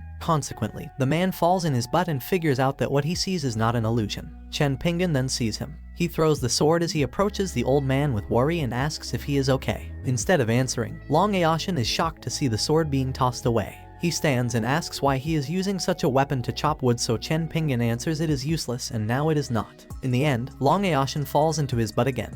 He is shocked beyond belief. After Chen Pingin picks up the last wood, he invites Long Aoshin to his house to sit down for a while. However, his eyes are on the immortal weapon. Although the person before him has some sense, he did not have the slightest level of cultivation and appears to be a fool who treats an immortal weapon as an ordinary tool. Long Aoshin feels confused and wonders if the immortal weapon recognizes him as its master. If that is so, he is baffled why it is not angry despite being used to chop wood. Right then, Chen Pingin exhales as he tightened the rope on his firewood. Afterward, he points at the sword and asks Long Aoshin to retrieve it. He expresses uncertainty and asks if it is okay. Chen Pingin smiles and replies it is alright, telling him to be careful not to get cut. However, Long Aoshin believes getting cut is not the problem. He feels he will be killed once he touches it. After a moment, he decides to hold it since it is an immortal weapon. He grabs it by the hilt, considering no one would decline such a request. Immortal Sword instantly erupted in anger, preparing to slash Long Aoshin's neck. He closes his eyes as he desperately pleads for his life and reasons its master has requested it. Right then, Chen Pingin's light cough is heard and the sword immediately calms down, stunning Long Aoshin. Chen Pingin then says his throat is dry after working for half the day. Afterward, he turns around, telling Long Aoshin to follow him. Looking at his figure, Long Aoshin could not believe he can make an immortal weapon obedient, and is curious about who he is. In Chen Pingin's courtyard, the immortal sword is left alone with piles of wood. On the other hand, Chen Pingin invites Long Aoshin to his house as he excuses for its shabbiness. However, Long Aoshin is instantly taken aback and his eyes widen in astonishment. With a respectful bow, he immediately cups his fist and introduced himself as Long Aoshin. When he thought of it, the immortal sword is the most useless existence compared with the courtyard, and it appears to him that Chen Pingin is cultivating his mind, since if he is just immortal, then Long Aoshin will be worse than an ant. At that moment, Chen Pingin grumbles why he is called senior when a while ago he is a young man, so he approaches, telling him not to be polite, and at the same time, he assumes Long Aoshin is a cultivator and asks if he knows the Murong Palace. As soon as he heard the words, Long Aoshin is filled with amazement. The founder of his Tianzhen Tower comes from the Murong Palace, but he knows he ascended thousands of years ago. When he thought that Chen Pingin has figured out he is the current leader of the Tianzhen Tower, Long Aoshin exclaims in admiration, However, Chen Pinggan shows no concern and believes acting as such is the case for those related to the Murong family. Chen Pinggan then calls for little Su Ling, so she pokes her head out and shows an excited expression at her brother's return. She also greets Long Aoshin and addresses him as grandpa, making the old man stupefied. The girl is so cute but also so strong. Meanwhile, Chen Pinggan asks for the watermelon, but the girl did not want to share it, so he pats her head and he tells her not to be selfish. She glares at Long Aoshin as she invites him to come in. Upon seeing little Su Ling's undisguised hatred, he starts to think twice if he should enter. He could only think of a compromise. It is getting late, so Long Aoshin reasons he would leave first since he has something important to do, which makes Chen Pinggan perplexed. Long Aoshin cups his fist and emphasizes the urgency once more, so Chen Pinggan did not force him to stay and instead asks for a treasure that can lower the temperature. Long Aoshin replies he has one and claims it might not be a treasure in front of the senior's eyes. However, as long as it can cool down the temperature, Chen Pinggan is fine with it, so he asks if it is for sale, but Long Aoshin replies it is of little use and he will bring it tomorrow for the senior. Chen Pinggan is pleased and invites Long Aoshin to a meal again. However, little Su Ling's fierce glares frighten him. Flustered, he hastily waves his hands and states he has something important to do. Without hesitation, he takes his leave and flies away. Su Ling appears delighted for sending the old man, while Chen Pinggan is surprised as to what matter is so important. The day passes and the next morning comes. Chen Pinggan opens his eyes to Su Ling's wake-up call. However, it is so early and he begs her to let him sleep a little more. The little girl pouts and states his promise to buy a dress for her. Having remembered the task, he decides to leave his bed and go with her. While they walk away, the immortal sword is excited upon their departure. He is tired of keeping his disguise all the time. Right then, he notices some unfamiliar energies. Above the sky, another small group of cultivators has arrived. It appears that his yesterday's treatment of them is not enough. Thinking he should make his big brother satisfied, he flies away, saying he will be back. The kitchen knife notices something is not right. It appears to him that the situation is unusual. Meanwhile, in the site of destruction, Immortal Sword finds it strange since he feels the newcomers, but he sees no one around. Right then, someone reveals he can smell a familiar scent in the mortal world. Immortal Sword is shocked to see the other party. Unpleasant memories resurface in his mind. The face of his attacker is the same as the one before him. It is a man with the Golden Plume immortal artifact. While Immortal Sword is somewhat at a loss, the man expresses his greetings. He then realizes he is from the Blood Moon sect. With so many mortal worlds, he believes it is impossible to find his exact position so quickly. Upon being asked how he did it, the man reveals Immortal Sword has his key and Danshin marked early on. As long as he uses key, he can be traced through spells, so concedes it is because of his yesterday's blow that leaked the energy. He underestimated their degree of desiring him, so he determines to run away. But his plan is seen through as the man draws out a talisman. He gestures a hand seal and activates the Imperial Imprisoning Array. A golden beam flashes from the sky, entrapping Immortal Sword within. He falls to the ground and his knees turn numb. It is the same familiar array customized to overpower him. If it is not for the sealing array to hinder his key, trash like the man before him and the trashy sect behind him could not have done anything to him. The man laughs and retorts that despite being trash, he can make an Immortal Sword powerless, unable to resist, making surrender the only option. Immortal Sword shows his pity for the ignorant garbage as he reveals that there is a mortal in the world far superior to anyone. The man feels surprised and questions the meaning behind his words, so Immortal Sword confirms it with a smile. He has never seen the strength of anyone close to Chen Pinggan. Even if he can't reach their level, he feels it is already a luxury to follow them. Immortal Sword forces himself to stand. He arrogantly postures and insults the man as just a scum on the ground, not good to be called rubbish at all. The man's expression twists in annoyance and gestures a hand seal. The sky twinkles with brilliance. Afterward, a beam of light descended upon Immortal Sword. It is the skill called Hour of Judgment. It pierces through his chest, causing him to spit a mouthful of blood. As expected, he discovers he is still not qualified since the senior would have intervened by now if they want to save him. He knows the big brothers are unable to leave the yard because of the restriction. It appears to him that his end is about to come. Meanwhile, the peach tree emphasizes they can't go out with the master's orders, but that is something he knows already. Leaving the yard without permission won't just turn them into immortal but will also completely destroy them. So the chicken convinces Kitchen Knife not to be reckless. However, despite knowing the consequences, it is he who sent Immortal Sword. So even if he dies, Kitchen Knife resolves to save him. A moment later, a twinkle of red light can be seen in the sky above the ruined place. The red light zooms into the ground, causing debris to fly away. The man is shocked to see someone with such a strong aura. Within the center of the cloud of smoke, Kitchen Knife appears. When he gets angry, even the gods and Buddhas have to kneel down, but now a little worm from the immortal realm dares to incur his wrath. Slumped on the ground, Immortal Sword worriedly called out to his big brother. Kitchen Knife questions how can a rubbish formation trap him.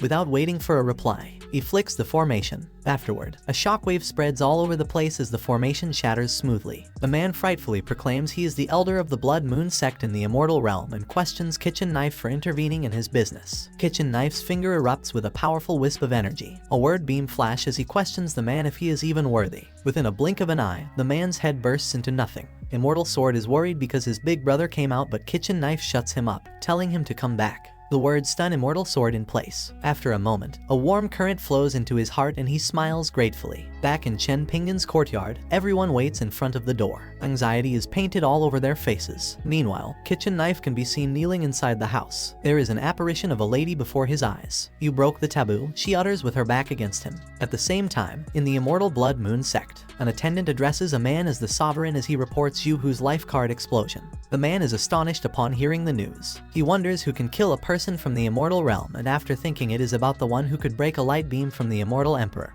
he believes it should be someone comparable. He suddenly smiles. It seems that he will soon be able to share the world with the immortal emperor. Meanwhile, Chen Pingin returns to his courtyard with little Su Ling as he asks her if she has fun buying a bag full of new clothes. Su Ling is delighted and answers it is a great day. Waiting at the gate, Long Aoshin greets them. Chen Pingin is surprised to see him and asks why he was waiting outside, so Long Aoshin replies it is difficult to go in. He then brings out the topic of the thing that could lower the temperature as he presents the mysterious sky ice crystal Chen Pingin desires. He is instantly delighted and suggests Long Aoshin should come and sit inside when he comes again. Entering the courtyard, Chen Pingin further insists on Long Aoshin's stay since yesterday he is in a hurry. Outside Chen Pingin's courtyard, a brilliant golden light suddenly descended. The source of the light was none other than the immortal emperor himself. Puzzled, he questioned why he was unable to sense the cultivation base of the immortal realm that he had just detected moments ago. With this thought in mind, he cautiously pushed open the door to the courtyard, wondering if the answer lay within. What he saw inside left him completely astonished. Meanwhile, Long Aoshin is enjoying the benefits of his meals, which are specifically designed to improve his cultivation.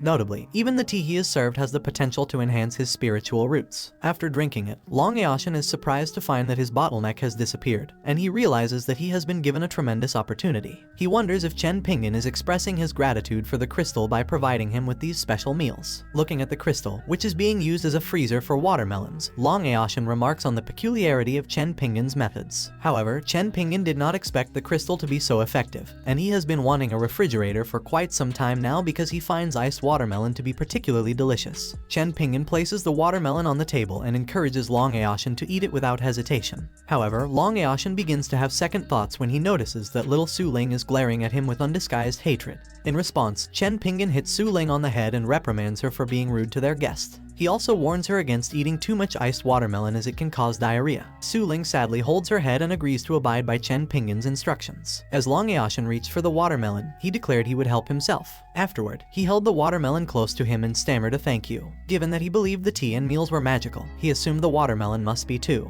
Taking a bite of the watermelon, an explosion occurred within his danshan, which is a sign of a breakthrough to the Earth immortal realm. Surprised by this sudden change, he wondered how an ordinary watermelon could have such an effect. It crossed his mind that it might have been the powerful kitchen knife, and when the watermelon was cut, it was infected with the key of the kitchen knife. At this moment, the kitchen knife felt very slimy and uncomfortable, wondering when he could take a wash. After finishing the watermelon, Long Aoshin thanked Chen Pingin for the opportunity and the unpayable great grace. He promised to do his best in the future as his breakthrough would produce a huge burst of energy. Furthermore, he couldn't afford to provoke Chen Pingin by destroying the house. So, he stood up, said he had important matters to attend to, and ran away, making Chen Pingin ask why he was anxious again. As Long Aoshin opened the door, he saw a man kneeling on the ground in front of him and wondered who he was. The immortal emperor noticed that Long Aoshin was unaffected by the pressure of the yard and tried to call out. However, Long Aoshin didn't wait any longer, passed, and asked for forgiveness, stating he was not free. While Long Aoshin's back was departing, the immortal emperor looked at him and realized he was about to break through into the Earth immortal realm.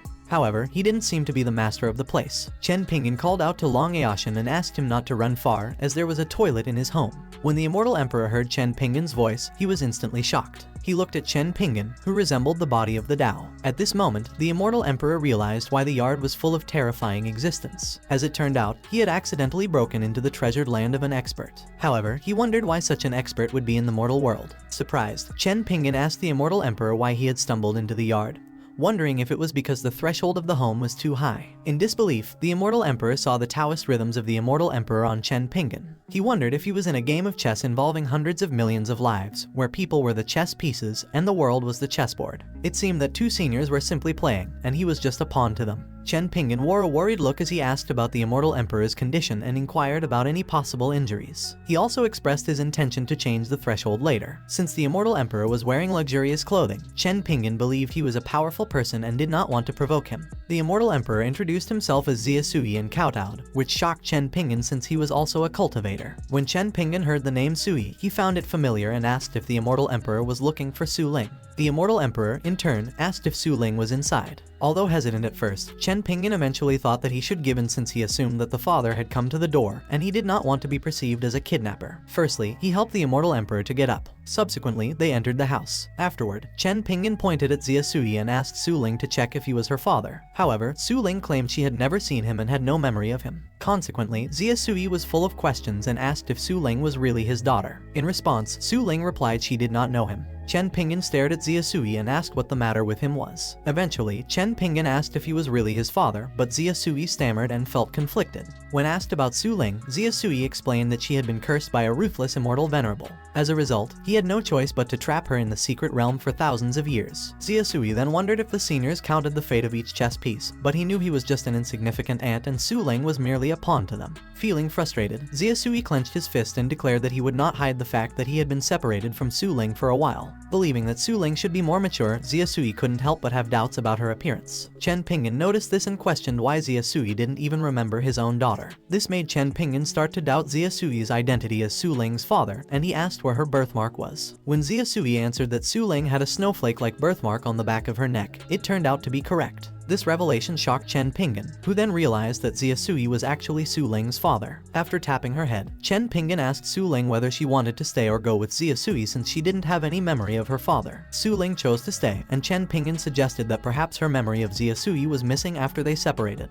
He then asked Xia Sui if he would be willing to let Su Ling stay with him. Since Su Ling was at the right age to study, Chen Ping'an offered to take care of her and share his knowledge with her. Xia Sui was surprised by Chen Ping'an's generosity and willingness to teach Su Ling everything. Xia Sui kowtowed and expressed his gratitude, while Chen Ping'an replied that Xia Sui didn't have to thank him. Chen Ping'an also wondered why Xia Sui was trying so hard and thought that perhaps Xia Sui had heard that he used to teach in the town. Meanwhile, in a forest nearby, Long Eashen's aura was surging. He made a hand seal, and his energy burst outward, uprooting all the trees around him. With the breakthrough successful, he finally stepped into the Earth Immortal Realm. At that moment, Xia Sui approached and expressed his congratulations to Long Eashen for the breakthrough. After Long Eashen cupped his fist, he expressed that during the senior's visit, he was on the verge of a breakthrough and thus could not fulfill the expected courtesies. He hoped for the senior's forgiveness. In response, Xia Sui offered reassurance that the issue was not a problem because they both shared a relationship with the senior. Moreover, he suggested that if Long Eashen was interested, they could refer to each other as brothers. Long Eashen agreed and thought the relationship was even better than getting an immortal artifact, making his trip here not a loss. Xia Sui held Long Eashen's shoulder and told him to inform him when he reached the Immortal Realm. Long Eashen got the guidance of the senior, and Xia Sui was sure that he would break through the infant Immortal Realm very soon. Xia Sui gave Long Eashen a token as their meeting proof so he could go to any big city or clan when he shows it, or he could directly come to the Immortal Empire to meet him. Long Eashen introduced himself and asked Xia Sui's name. Xia Sui introduced himself and added that everyone in the Immortal Realm calls him the Immortal Emperor. Long Eashen commented that Xia Sui's name was good and even repeated his compliment twice. However, he suddenly snapped when he realized Xia Sui was the Immortal Emperor. Later, Xia Sui returned to the Immortal Realm and was still in disbelief as he could now see his daughter with Chen Ping'an's help.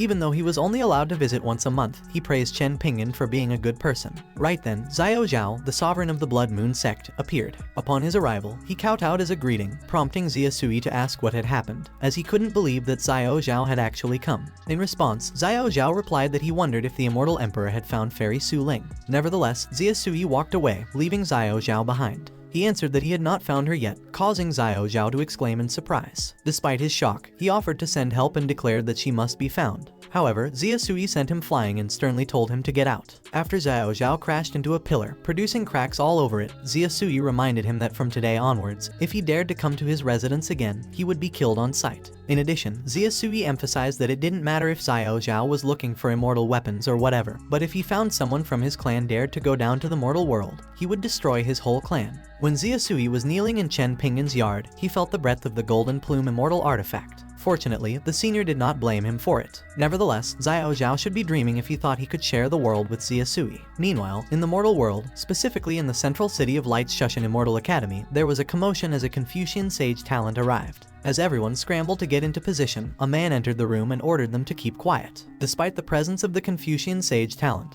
the man, who was the Shushan Immortal Academy dean, proceeded to lecture the disciples about maintaining their composure. However, the disciples thought otherwise, considering that the dean himself had shown up in the middle of his bath and was in no position to lecture them. After being called out, Sheng Guo Zimo presented himself. Upon seeing his talent, the dean questioned if he learned from childhood or if a teacher had advised him. Zimo answered that he started learning at the age of 13. Moreover, he has consulted with Mr. Chen in the town for the past 4 years. He believes that Mr. Chen's knowledge is beyond the sky. In fact, he thinks that if Mr. Chen had cultivation skills, he would at least be immortal. The dean was curious and asked Zimo to read any poems Mr. Chen wrote, as he had never heard of him. The dean did not know which wild man was lucky enough to pick up the talented treasure. He hopes Mr. Chen did not mess up the boy's chances. Right then, Zimo replied that Mr. Chen had written numerous poems. Therefore, he will read a poem that Mr. Chen gave him when he sent him off. Zimo started reciting the poem, and as a result, everyone who heard it felt their mind blown away to a mysterious place. However, Zimo stopped and was surprised to see the dean kneeling on the ground. Upon hearing the poem, the dean realized that the verse was profound and poetic, providing a vivid image of life with its vicissitudes. Consequently, he praised Mr. Chen for being worthy of teaching a Confucian sage talent and believed he was an incredible existence. The dean then asked Zimo where Mr. Chen lived and expressed his desire to pay him a visit soon. If possible, he wanted Mr. Chen to teach at the academy and even thought of making him the dean, rendering Zimo speechless. Finally, the dean grabbed Zimo's hand and departed to seek Mr. Chen. Meanwhile, Chen Pingyan received a new task to create a new sect, and it must be named Pingyan. Chen Pingyan clenched the system notification and asked if it was messing with him. Despite the fact that he was previously asked to join the mountain sect, he was fortunate enough to be given a position of an ancestor by the Murong family. However, the system's new demand for him to create a sect made him angry. Although the system did not care and gave him a 2-month deadline, he felt as if the system was obviously playing him to death. Realizing the gravity of the situation, he decided to ask the Murong family for a favor. However, before he could do anything, he heard someone calling him outside the courtyard. Curious, he opened the gate and was surprised to see Zimo, who had returned from the city earlier than expected. Zimo greeted Chen Pingyan and introduced the dean, who was there to meet him. Chen Pingyan was shocked when he realized that the dean was one of the top figures of the continent. The dean introduced himself as Gen of the younger generation, which left Chen Pingyan astounded. As he looked at the dean, Chen Pingyan noticed that the dean was another person sweating. He felt that the dean should not kneel if it hurt. He realized that he was not related to the Murong family, yet all the top figures knelt down to him and called him senior. Chen Pingyan wondered when he had become invincible. Deciding to inquire about something from Dean Zhen, Chen Pingyan's aura looked menacing as he asked if he appeared to be very strong. The dean suddenly kneeled, begging for forgiveness. Chen Pingyan was shocked, but he just urged the dean to tell the truth. The dean wondered if Chen Pingyan was angry because his seclusion was disturbed. Additionally, he contemplated whether Chen Pingyan had descended to teach a talented disciple and enjoy mortal life in seclusion. Moreover, the dean believed Chen Pingyan calculated his intention to make him dean, which disturbed his seclusion. Nevertheless, since he is allowed to tell the truth, the dean answers Chen Pingyan had no power at all, adding he could not sense even the slightest bit of cultivation from him. The dean informed Chen Pingyan that he was perfectly mortal. Consequently, Chen Pingyan felt hurt upon hearing others rub it in. However, the dean advised Chen Pingyan not to be polite and to just go by the name Zhen Tang or Little Zhen. Despite the dean's suggestion, Chen Pingyan declined his offer, which made him very uncomfortable. Observing the situation, Zimo noticed the dean's hand shaking and asked if he was in pain.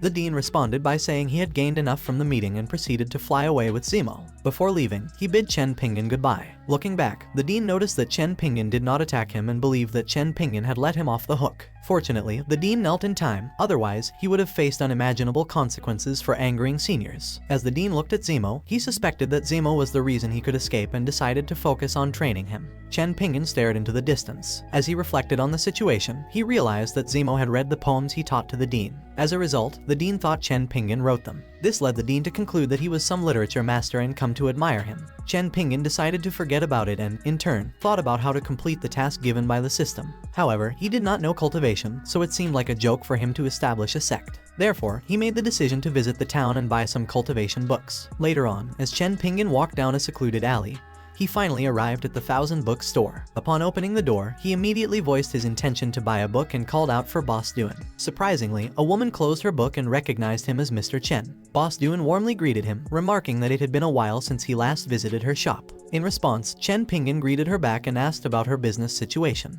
As she stood up from her seat, she replied that things were the same as usual, and that she was just barely making it. She asserted that she was a weak woman trying hard to make an honest living by working tenaciously, so she really wanted to find a good family to marry. Chen Pingyan replied that no one was worthy of Boss Duan, to which she asked who had decided on such a notion. Approaching him, she said that he was worthy, causing Chen Pingyan to cough and blush in embarrassment as he suggested she should stop. He then asked if she had any books on cultivation with common methods, but she rebuked him for bringing up the books to change the topic and walked away. Chen Pingyan wondered why he felt like Boss Duan had every book he needed. Suddenly, Boss Duan retrieved a book from the bookshelf and suggested that Chen Pingyan read the name of her store carefully. The book was titled Cultivation for Dummies, and she generously gave it to him as a token of love, refusing to charge him. Delighted, Chen Pingyan claimed that he would help her promote the place, but she declined the offer and simply asked him to come often. As Chen Pingyan prepared to leave, he couldn't shake off the feeling that Boss Duan was giving him a familiar feeling. He was shocked and called out to her. Boss Duan then asked if he had changed his mind and if he was now willing to propose to her. Chen Pingyan scratched his head as Boss Duan was joking again. Despite this, he appreciated her help and decided to invite her to his house. Boss Duan accepted his offer and mentioned that she would visit him if she had the chance. As Chen Pingyan said goodbye and walked away, he couldn't shake off a strange feeling he couldn't explain. Meanwhile, Boss Duan watched him depart and muttered an apology as time was not upon them yet. She then snapped her fingers, and the 1,000-book store was illuminated with light. Finally, in a blink of an eye, the store vanished. Later in Chen Pingyan's courtyard, he learned about cultivation and the countless opportunities and foods cultivators can use to enhance cultivation. He was shocked and jolted in his seat as he wondered what are the chances the Murong family and the others come because his meal increased their cultivation. However, by only eating dibao will there is a slight possibility of a breakthrough and he buys all the rice from the town. It appeared to him they only enjoyed his cooking as it may not increase cultivation, but it gave them a sense of satisfaction. Scratching his head, he resolves to confirm his theory with the Murong family, including the establishment of the sect. Suddenly, Murong Zhu called out from the outside, which Chen Pingyan finds a coincidence. She just came in time, so he asked her if she could pass a message from him. In response, she was surprised Chen Pingyan predicted her arrival and revealed she come to deliver news of Mountain Sect and Magic Moon Sect merging into a new sect under his name. Moreover, they would like to name it, but if he did not like the plan, they will cancel it. Chen Pingyan was in disbelief, so Murong Zhu confirmed it was true and mentioned the entire sect would belong to him. He thought of a name and suggested the sect should be called Pingyan, silently hoping it would not sound dirty. Surprisingly, Murong Zhu found it good, not expecting the senior would be willing to name it after himself. While it sounded like she wanted to flatter him, he felt they always feel good about everything he said, so he found it strange. He asked Murong Zhu why they always call him senior while being very polite at the same time. Murong Zhu answered that it was because of his strong cultivation. However, she suddenly noticed she had misspoken. On the other hand, Chen Pingyan replied that he was just immortal. So, he questioned where the strong cultivation she was talking about was. Murong Zhu silently panicked as she realized she had forgotten about Chen Pingyan's mind cultivation. At this moment, Chen Pingyan saw her expression and felt like she would kneel down again. Therefore, he decided to stop despite not clarifying his doubts. Smiling, he asked her about the construction of the sect. Before she left, he invited her to eat. Murong Zhu prostrated without warning. She declined his request and admitted they used to be greedy. Furthermore, she declared she had learned her lesson from the hidden soundstone and would never try to take advantage of opportunities again. As a response, Chen Pingyan inquired if the chances she referred to were related to those meals, which made her feel petrified. She hurriedly ran away as she asked for forgiveness and reasoned she had something important to do, leaving Chen Pingyan in confusion. He asked a bunch of questions that he felt like more significant problems, but she only told him he was strong. Entering his house, Chen Pingyan lamented if only he was really strong. Meanwhile, a twinkle appeared in the sky. A huge meteor from space can be seen streaking toward the mortal world. On a beautiful night, a meteorite passed by. A woman asked if Luo Xiaoji would take responsibility for her, so he stated that the falling meteorite is about their love. He then turned on his back and noticed that the falling meteorite was about to pass by near where they were flirting. Suddenly, Long Aoshin appeared, noticing that the couple are running away from the falling meteorite. He then thought that the meteorite was a Hong stone, and judging by its size, it must not belong to an ordinary person. So Long Aoshin believed the falling meteorite was meant for Chen Pingyan's house, as if it had searched the universe for its rightful owner, but he lamented that he might not be lucky enough to see Chen Pingyan make a move. Meanwhile, Phoenix saw the approaching meteorite plummeting, thinking that Chen Pingyan's luck had brought about another disaster. After that, he handed the work to Little Fish because it was bigger than the last time. So Little Fish turned into a true dragon, telling Phoenix to watch over him.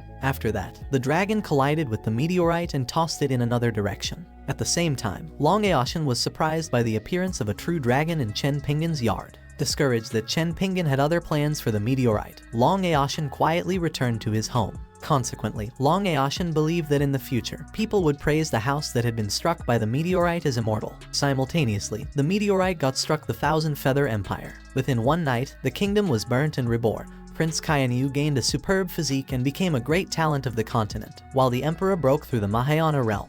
Within a month, the Imperial Kingdom of Thousand Feathers has been renamed Thousand Feathers Empire, and became the center of all power. A month and a half later, Chen Pingyan and Grandpa Murong were discussing current events. Grandpa Murong originally believed that they wouldn't be bothered by the empire, but recently, the princes brought up many people and ordered them to uncover the treasure. Chen Pingyan was surprised to hear that the sect's construction had stopped, as both the Mountain Sect and the Illusory Moon Sect couldn't resist the empire. With a concerned look on his face, Grandpa Murong informed him that although the foundation had been laid, work would not continue for some time. Chen Pingyan was startled and wondered why the hooligans had to show up now when there was only a month left until the system deadline. Chen Pingyan then considered approaching Shushan Immortal Academy for assistance in resolving their conflict with the Empire. So Grandpa Murong was astounded by Chen Pingyan's decision to allow the Shushan Immortal Academy to intervene on their behalf. But when Chen Pingyan realized he didn't have their dean's contact information, he subsequently felt depressed. He then recalled Xiao Linger's influential father and contemplated seeking his assistance. So Grandpa Murong was once again surprised that the senior knew someone influential other than the academy. But he then informed Grandpa Murong that Xiao Linger's father had just paid him a visit a month prior,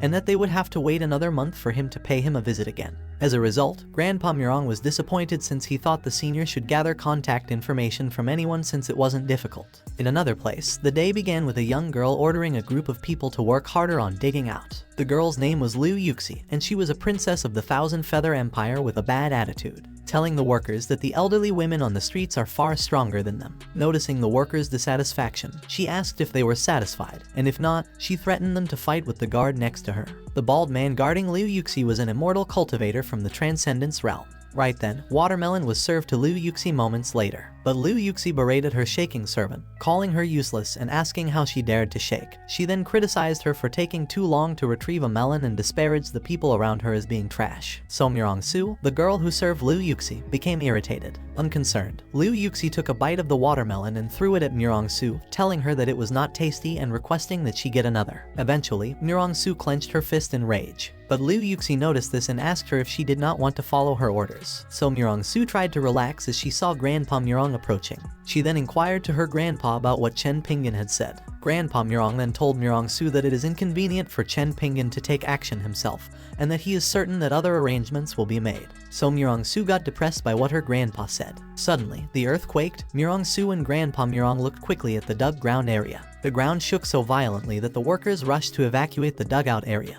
But Liu Yuxi ran towards the man-made crater, shouting that there must be a treasure about to be born. Suddenly, a huge serpent-like creature dug himself out of the crater and appeared in front of Liu Yuxi, prompting her to wonder what the serpent-like creature was. Then the snake-like creature attacked her, wounding Princess Liu Yuxi near her right eye, causing her to scream. The workers were shocked and quickly run for their lives in fear. But one of the workers recognized it was a black serpent. Meanwhile, Princess Liu Yuxi quickly got back up and ordered her bodyguard to stop the black serpent from rampaging. At that moment, Long Aoshin stepped forward and told the black serpent that he couldn't kill anyone with him there. Surprised, Liu Yuxi looked at the man who just arrived and immediately knew him as the man who owned the Tianzhen Tower, so she asked Long Aoshin to take her out of there. However, Long Aoshin, with a puzzled expression, had no idea what Liu Yuxi did there. Long Aoshin then thought that after his previous breakthrough, there was no way to release his power, and the black serpent was at the peak of the Mahayana realm. So he smirked as he believed that the black serpent was perfectly good for practice. On the other hand, the black serpent growled at Long Aoshin,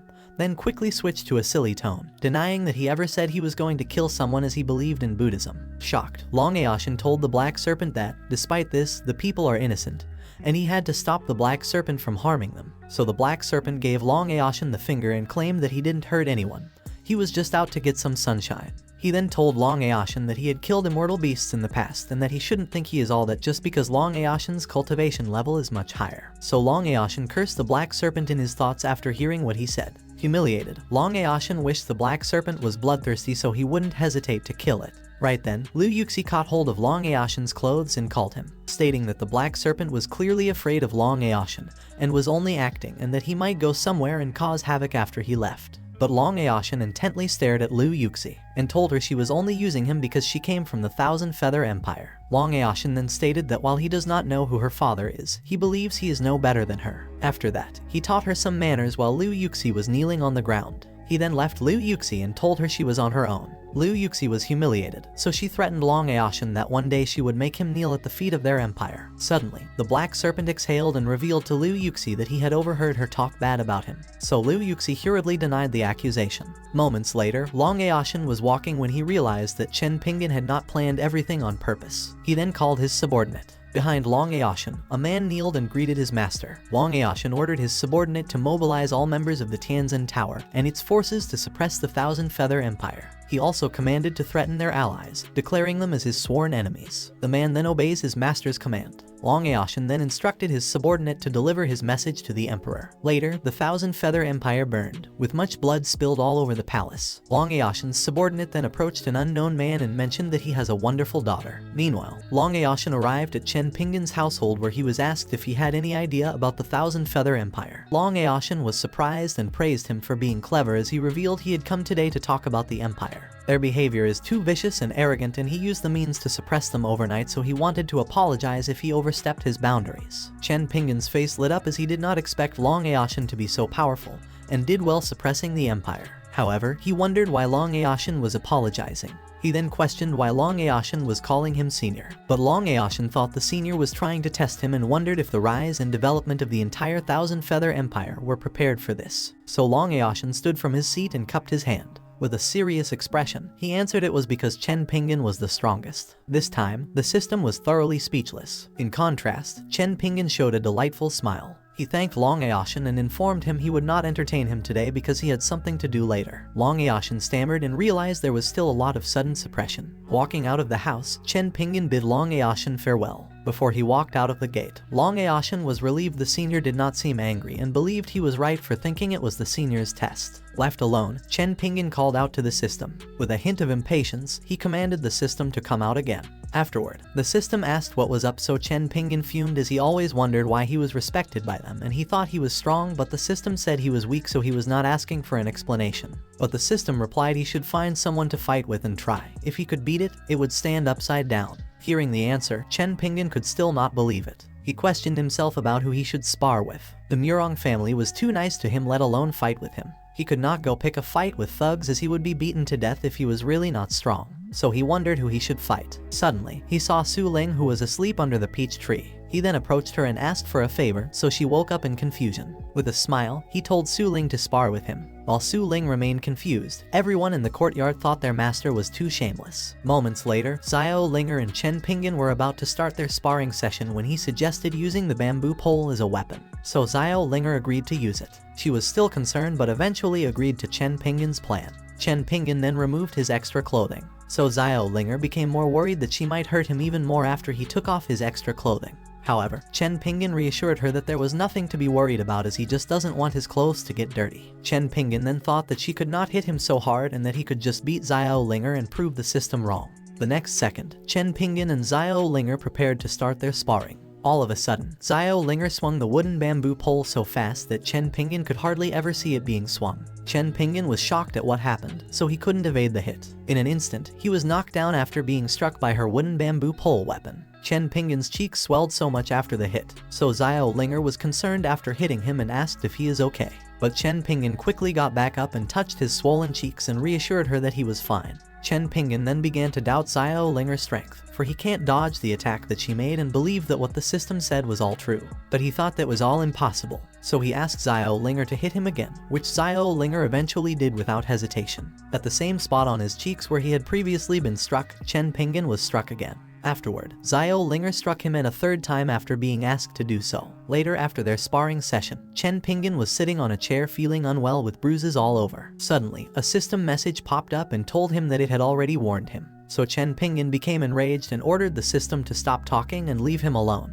Consequently, Xiao Linger called for her brother in worry. But Chen Pingyan thought that judging from Xia Sui's appearance, Xiao Linger might be a child from a cultivating family, which made him believe that her strength is stronger than any of the ordinary children. Meanwhile, Xiao Linger, who was hiding behind a tree, asked if Chen Pingyan was alright. Chen Pingyan, still in his thoughts, guessed that he might be weaker than Xiao Linger, but he believed Long Aoshin had no reason to lie to him, so he quickly assumed that there might be a bug. Despite being weaker than Su Ling, Chen Pingyan was said to possess an unusual aura, possibly due to the bug that allowed cultivators to sense their opponent's strength. He thought that's the reason why they called him Senior and wouldn't believe that Chen Pingyan is actually immortal. Later that night, Chopper was talking to Little Fish while sitting at the edge of the pond about how he had felt his dragon family's breath today. He then explained to the little fish that the sensation he had was peculiar, and that despite having a lot of dragon essence inside of him, he hadn't fully utilized it. Little Fish responded that the dragon he sensed might have consumed a dead dragon and that the people in the immortal world were responsible for his injuries, so it accidentally fell into the mortal world and hid. The dragon can absorb dragon essence on his own, but if the dragon is present with Little Fish, he can fully absorb the dragon essence and turn into a true dragon. Suddenly, Phoenix suggested that they claim the Black Serpent and turn him into their errand boy in the future. So Chopper and Little Fish agreed on the idea Phoenix posed. Then Bronze Sword appeared through the door and agreed as well. So the little fish gave him an orb, ordering him to go and make the Black Serpent absorb it and let it change shape before bringing it back. The Bronze Sword immediately complied the order and leave. On that night, in a lush forest, a golden light is rapidly approaching the dug earth where the Black Serpent is located. Bronze Sword appeared in front of the crater and informed the Black Serpent that hiding was futile, and that he did not come to kill him. So the Black Serpent resurfaced, calling the Bronze Sword boss. Looking concerned, the Black Serpent asked if the Bronze Sword had any business with him at this time of night. The Bronze Sword smiled as the Black Serpent addressed him in an honorific manner, which he had never heard before. But Black Serpent was confused if he had said something awful about the Bronze Sword. So the Bronze Sword proceeded to converse with the Black Serpent, asking him what he had just called him. Confused, the Black Serpent called Bronze Sword boss again. Annoyed that the Bronze Sword was all smile, the Black Serpent urged him to be serious. As the Bronze Sword completely recovered his composure, he returned to the reason why he was there in the middle of the night, revealing a couple of big shots wanted the Black Serpent to become their errand boy. The Bronze Sword then told Black Serpent that he was thoughtful and gave him two options. The first option was for him to simply agree, and the second option was for the Bronze Sword to beat him senselessly and force him to agree with him. While smiling, the Bronze Sword instructed the Black Serpent to select only one option. The Black Serpent is looking down and murmured to himself, in dismay that the Bronze Sword gave such a choice. The Bronze Sword asked the Black Serpent if he was not satisfied with the choices, simultaneously flicking his finger, and something exploded above the Black Serpent's head. So he hurriedly agreed to serve as their errand boy. As the monster Black Serpent agreed to be their errand boy, the Bronze Sword let out the orb the little fish had given him and told the Black Serpent absorb and eat it. The Black Serpent followed the order and opened his jaws to catch the orb with its mouth. As the Black Serpent ate the orb, his eyes widened, feeling an incredible surge of pure dragon energy. In a split second, the Black Serpent felt it inside his body, and after absorbing a tiny amount of dragon essence, his body felt strange. In a short time, the Black Serpent discovers that the orb contains a secret art of transformation. Finding about the secret art of transformation, he then tried shapeshifting. After that, the Black Serpent burst into smoke and transformed into a large black dog.